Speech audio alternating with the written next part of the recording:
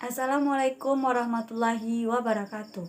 Halo semua, perkenalkan saya Anissa Rahmawati dengan NIM 210290004 dari Prodi Pendidikan Matematika.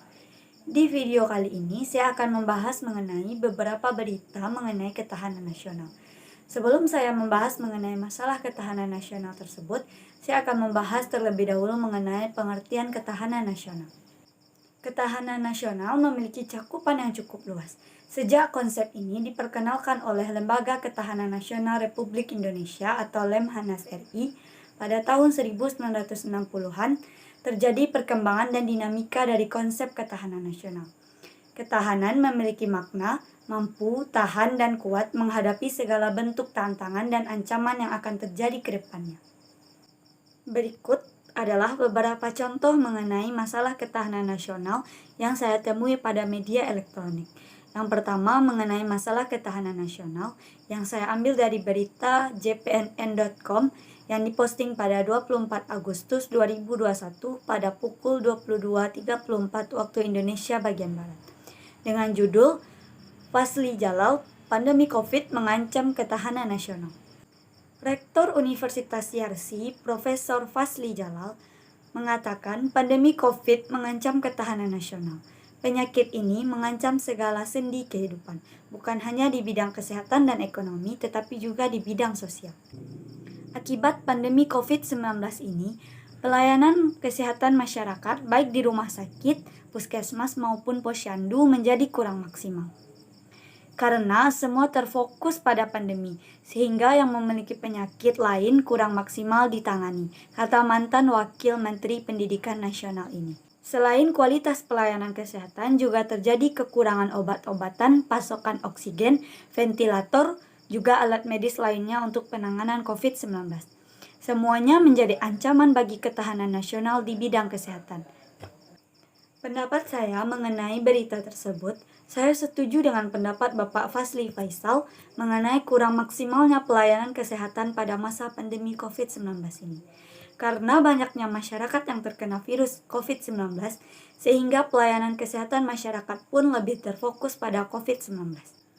Pada masa pandemi COVID-19 ini, pemerintah telah menerapkan aturan PSBB dan aturan 3M, yaitu memakai masker, mencuci tangan, dan menjaga jarak. Namun, masih banyak masyarakat yang melanggar aturan tersebut, sehingga terjadi peningkatan kasus COVID-19 setiap harinya. Maka dari itu, perlunya perhatian masyarakat mengenai kasus COVID-19 ini agar menerapkan PSBB dan aturan 3M tersebut, sehingga COVID-19 ini tidak menjadi ancaman untuk ketahanan nasional Indonesia ke depannya.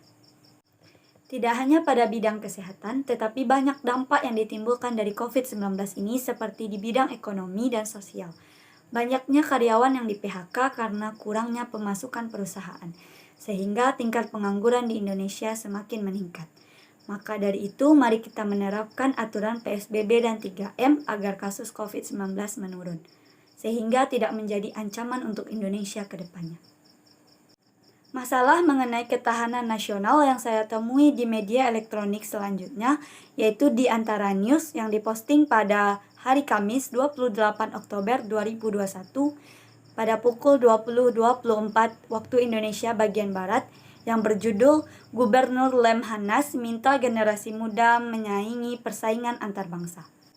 Gubernur Lembaga Ketahanan Nasional Republik Indonesia Lemhanas RI Letjen TNI Pun Agus Wijoyo meminta generasi muda harus memenangi dalam persaingan antar bangsa. Beliau mengatakan generasi muda itu adalah anak panah yang akan melesat ke depan. Masa depan adalah milik mereka. Kami hanya busur yang menyiapkan dan melepaskan anak panah ke masa depan. Saya setuju dengan argumen Bapak Letnan TNI Pun Agus Wijoyo tersebut. Peran anak bangsa sangat diperlukan dalam kemajuan Indonesia ke depannya. Karena anak bangsa inilah yang akan menghadapi tantangan yang akan terjadi di masa depan. Agar ketahanan nasional Indonesia tetap terjaga. Walaupun makin banyaknya ancaman dan dampak yang akan terjadi ke depannya. Maka dari itu, generasi muda perlu mempersiapkan diri untuk menghadapi tantangan yang terjadi di masa depan. Baiklah, sekian berita ketahanan nasional yang saya temui di media elektronik. Jika ada saya salah kata, saya mohon maaf. Saya akhiri dengan Assalamualaikum warahmatullahi wabarakatuh.